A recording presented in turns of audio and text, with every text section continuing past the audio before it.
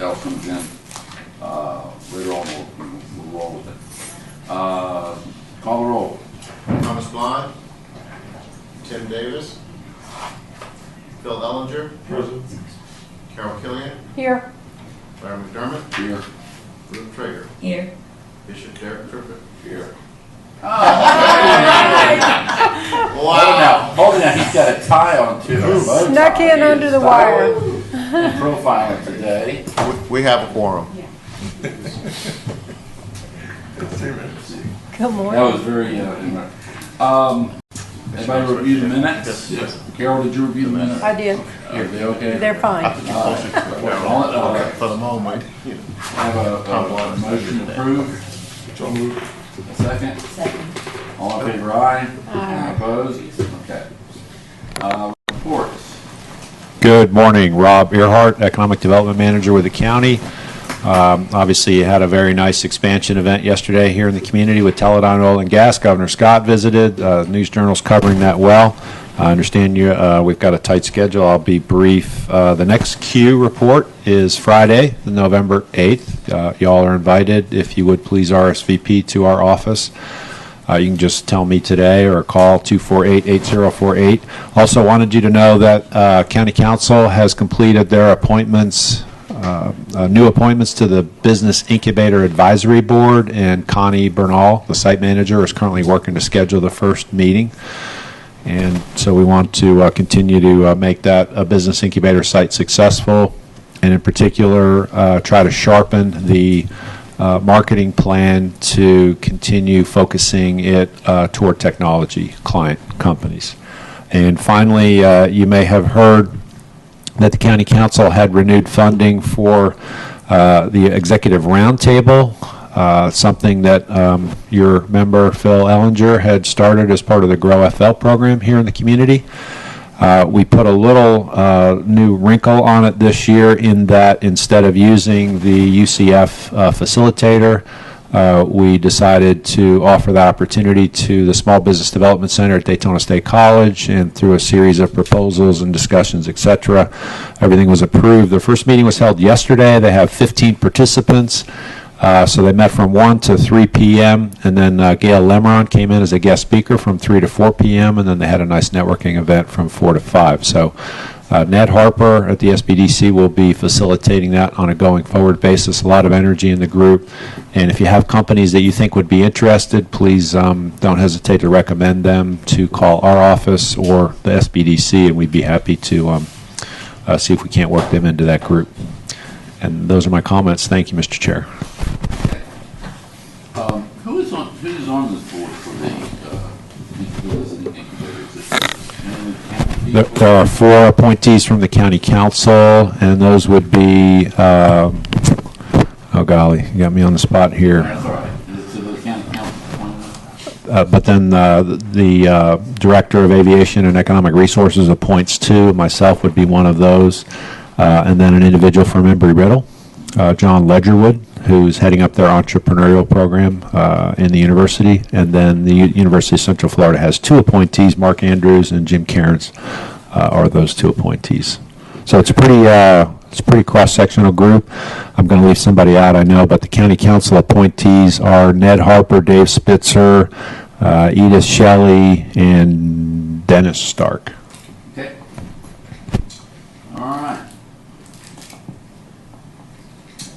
Team Volusia. Definitely. Yes, no. Keith is traveling, actually. He spent about a day and a half in Montreal following our June visit. He went back yesterday and met again with some of the companies that we met with, along with a couple of new ones, and some really excellent results from that. I spoke with him late last night. He was boarding a plane about 3 a.m. this morning. We will have some visits as a result of that trip, so that's excellent. Obviously, continuing our very aggressive outreach program. And we had the Teas and Ties event, which I'm sure you saw in the paper, and thank you to Carol for participating in that, along with many of our investors. And we targeted a number of consultants and prospects. We had 2 executives, senior level executives, including Grace Swope from Enterprise Florida, as well as a nationally recognized site consultant and a prospect. The prospect will be visiting again. I spoke to him early this morning, actually, to discuss some more details, and he'll be coming late October again to visit and look at the area. Our pipeline is at 50 projects right now. We have, I believe it's about 38 or so projects in stage 1. We have 4 new projects in stage 0, which we are still qualifying. And then stage 2 has grown to 7. And stage 2, of course, is the stage in which prospect has visited with us. Stage 3, we have 4 projects, and those that will be increasing, of course, as some of our prospects make another site visit. We had a visit last week. He was extremely impressed with the area medical device company, and he has also indicated that he'd like to come back. And in stage 4, we also have 4 projects which are in negotiations. Hopefully we'll have announcements by the end of the year for you. What stage do you get Dr. Sharples involved, or do you? Is there It varies. Every lead and every project, and really in stage 1, it's more of what we call a lead, because they are looking at the entire southeast U.S. and we continue to narrow it down. So it depends on what the prospect needs. It may be earlier on. It may be later. It really varies. Okay. Okay. Well, I was thinking about if it's a medical device company, getting with, together with a couple of the folks here. We got a couple of those companies here. Absolutely. More Dr. Sharples a deal would not be. You would set that up, or would that be Dr. Sharples would set up a meeting like that? We have a very good relationship with many investors and businesses and whatnot in the community. So if we do need to get in and have a CEO meet with a prospect, and if we have any difficulties, then of course it is great to be able to call in Dr. Sharples for that. Or if incentives are needed, it varies on the level of assistance that we need. Okay. Any other questions? I had a question, Mr. Chair, to Carol. Can the COO from Enterprise Florida swing a golf club, or? Not very well. No. No, actually, we had a really good time. It was fun. It was very good. I hope something productive came out of some of that, so it was fun. It did, and they did let us know. I think all of them let us know before they came that they were not good golfers, but they thoroughly enjoyed it. They did pretty well. You never knew where it was going, but it was good. I asked the question in jest, Mr. Chair, but I think it's important to point out that Grace Swope, as the president and CEO, his COO, Griff Salmon, Governor Scott, Kim Wilmes? Yes. Who is a director of marketing. Enterprise Florida has been very active in Volusia County, and particularly here in the city of Daytona Beach, primarily because of Keith's relationship and the activities that Team Volusia have brought. So I just wanted to point out to y'all that we're getting a lot of visibility at the state level, particularly here in the city of Daytona Beach. Yeah. So they use was that part of the sponsorship for the tournament? Yes, we were $20,000 sponsors for the Symetra Tour, and we had a number of activities so that they could not only partake in the golf, which was very enjoyable and wonderful to see some of those amenities. They were also over at the Daytona 500. They had some hot laps. We took them on a tour down the Intracoastal, where they were able to see some of the facilities on the waterway, as well as some lifestyle. Just a reminder, Mr. Chairman, if you're speaking, please be near the mic. Okay. All right. Any other questions? Jim, you're up. Could y'all come back to me? I need to kind of Sure. think of a few things, so I mean, No problem, no problem. Under old business, do we have any old business other than what I think is old business? Are you going to report on the vision? Oh, excuse me, you're right. I'm sorry. Let's skip right over that. We are working on a revisioning effort to take place the first part of the year.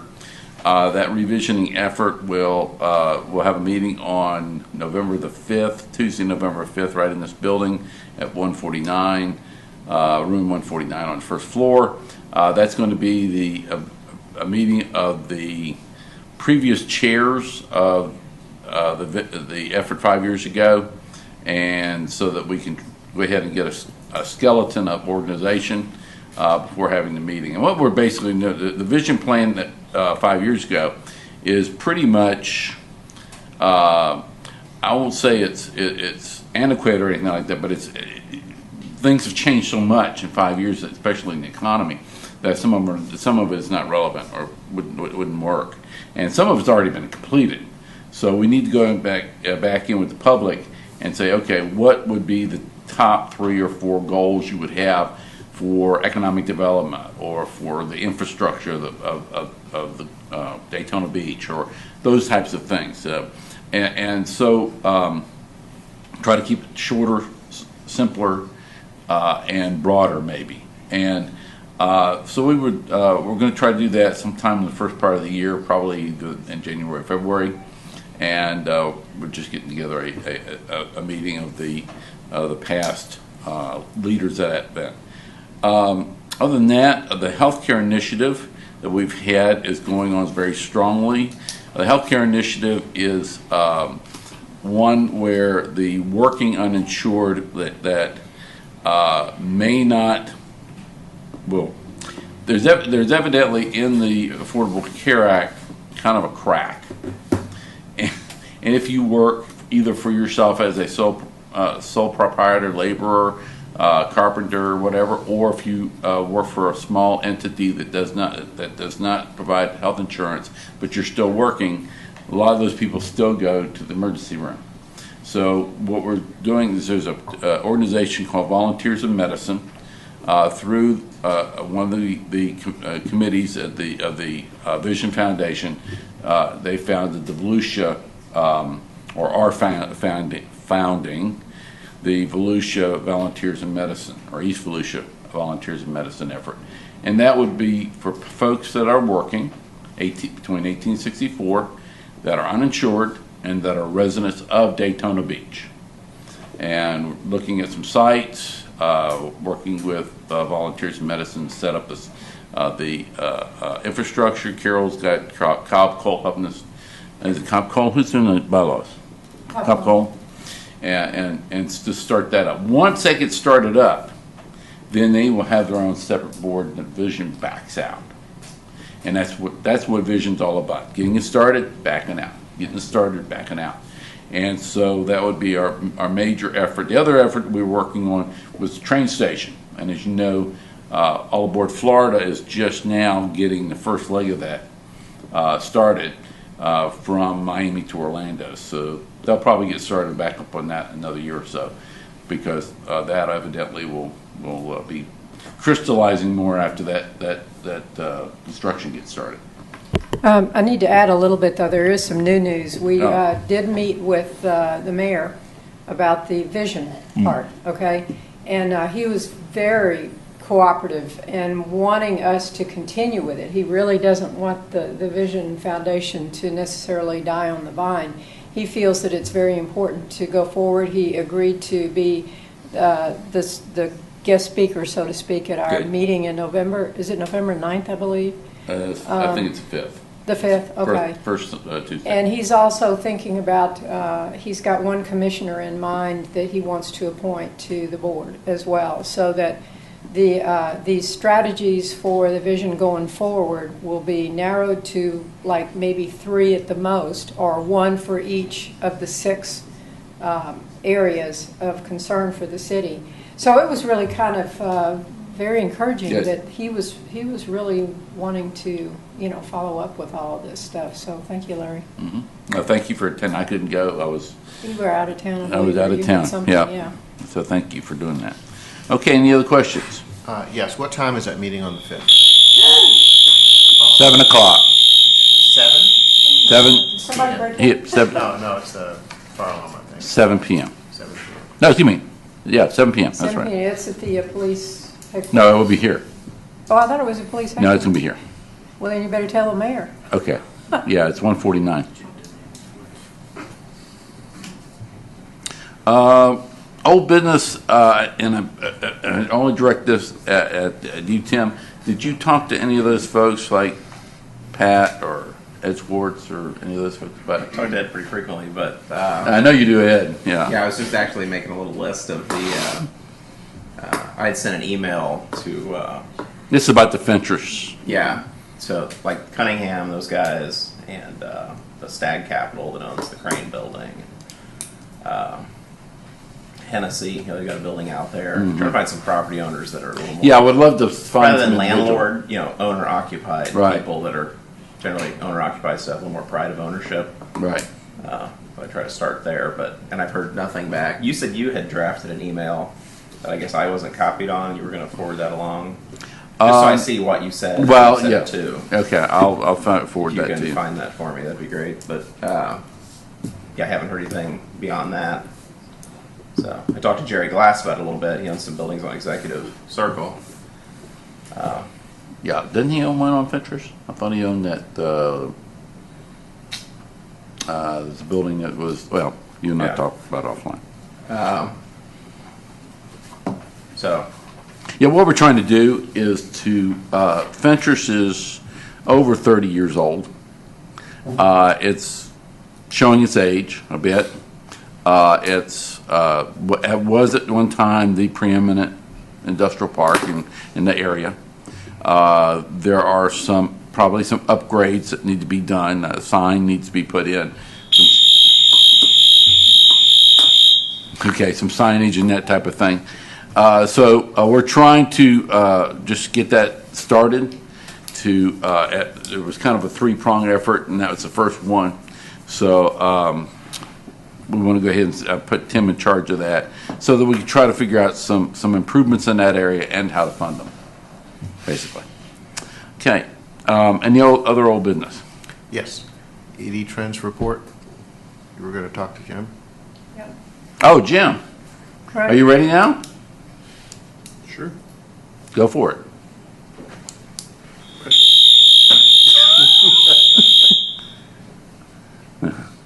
Roll Tide.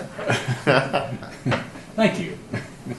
No, like I say, Chamber, one of the things we're concentrating on, especially right now, and again, coming back economic development wise, though, is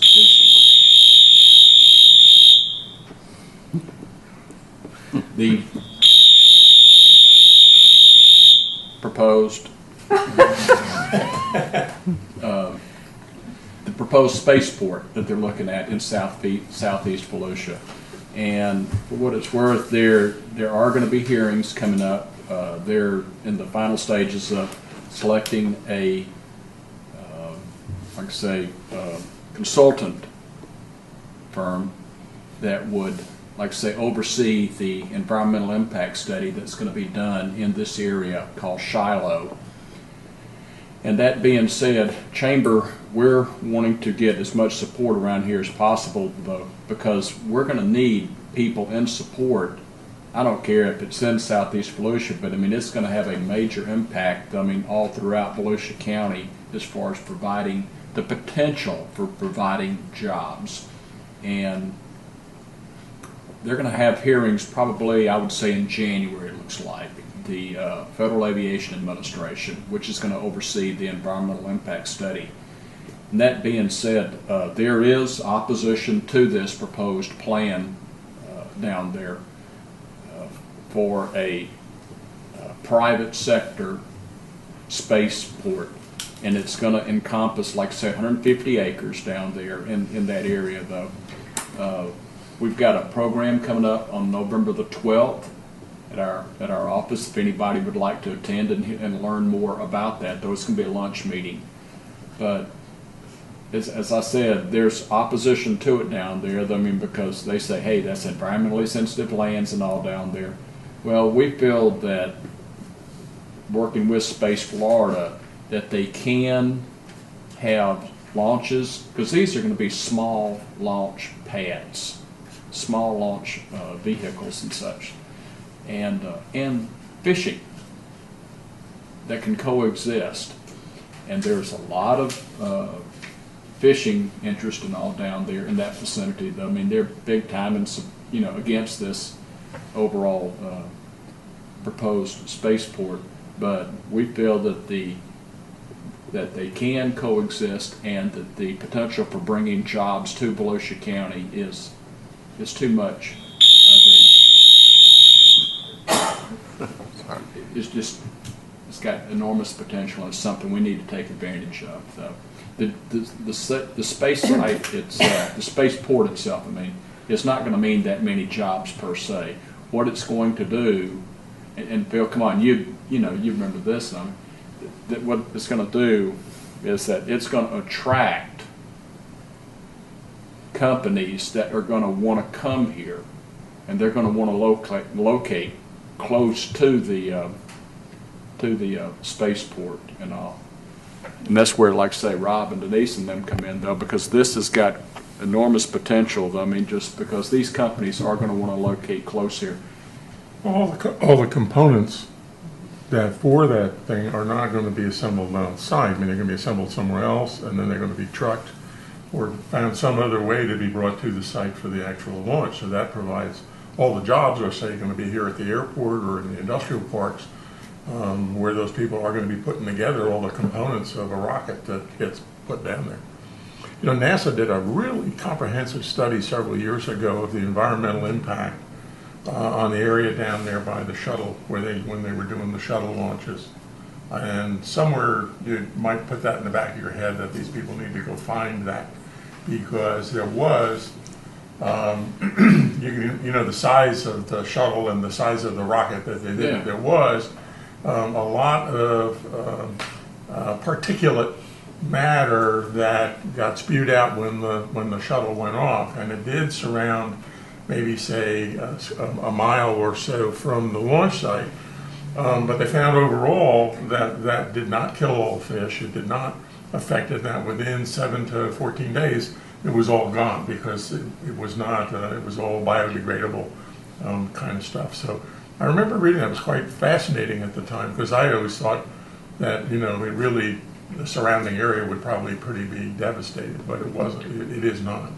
And you always, if we think back about it, we've seen pictures of the alligator right at the edge of the swamp, right in front of the shuttle on the pad, and that was all still ongoing. So hopefully they'll all dig that out, because I don't think that's a valid comment. I mean, I think they've already done all that work.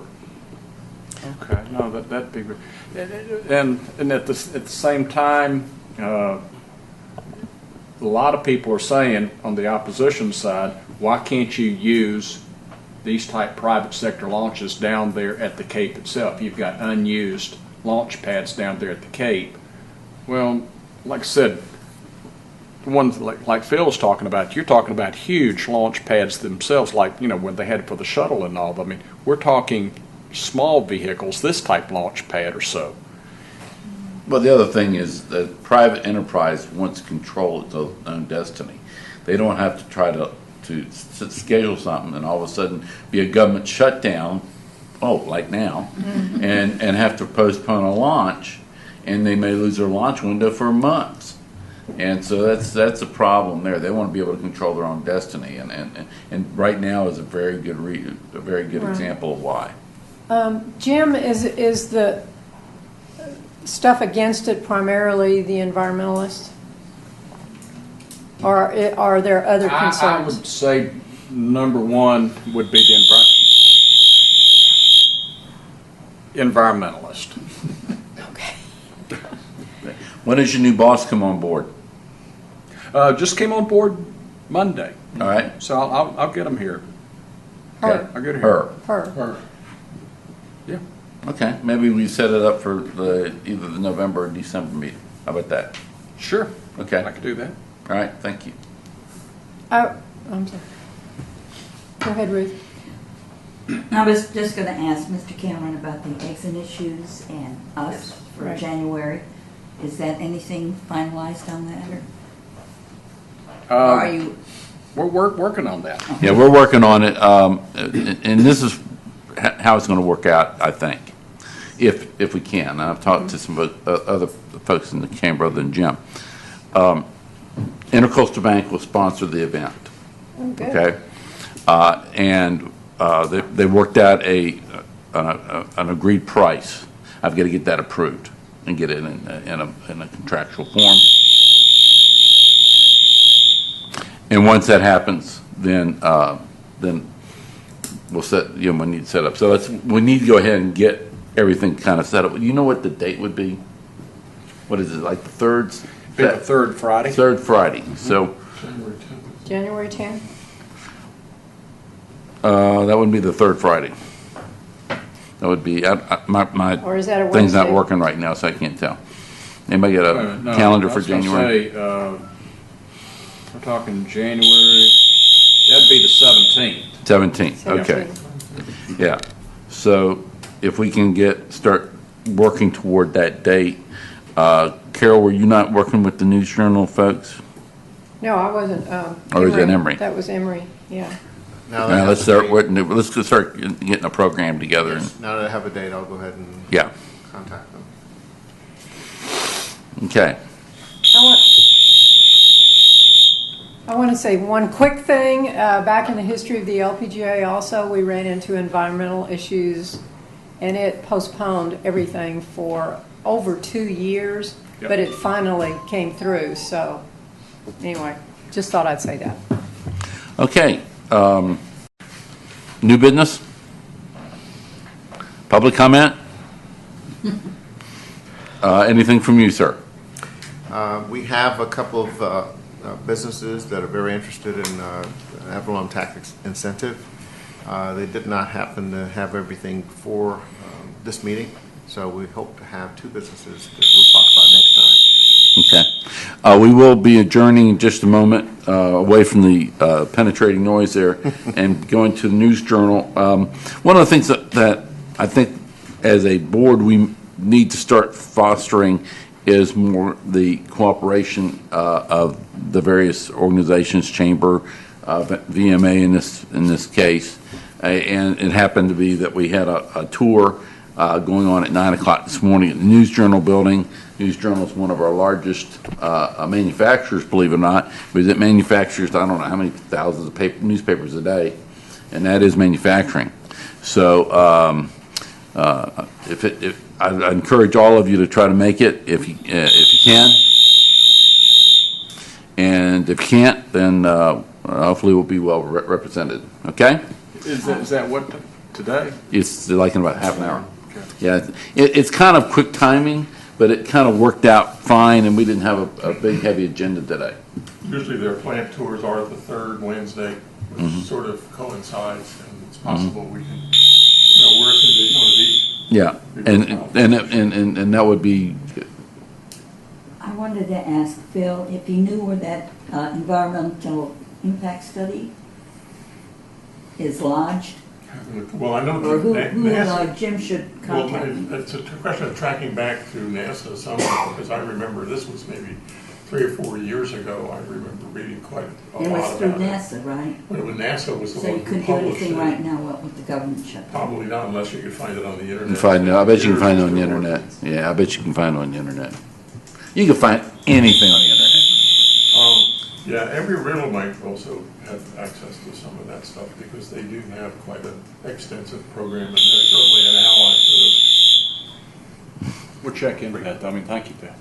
for the. Okay. All right, is there any other business? If not, Carol? Did you have Nope, something? no. All right, Good. we're adjourned. Let's get out of here with Goodness, these jeez. freaking noises.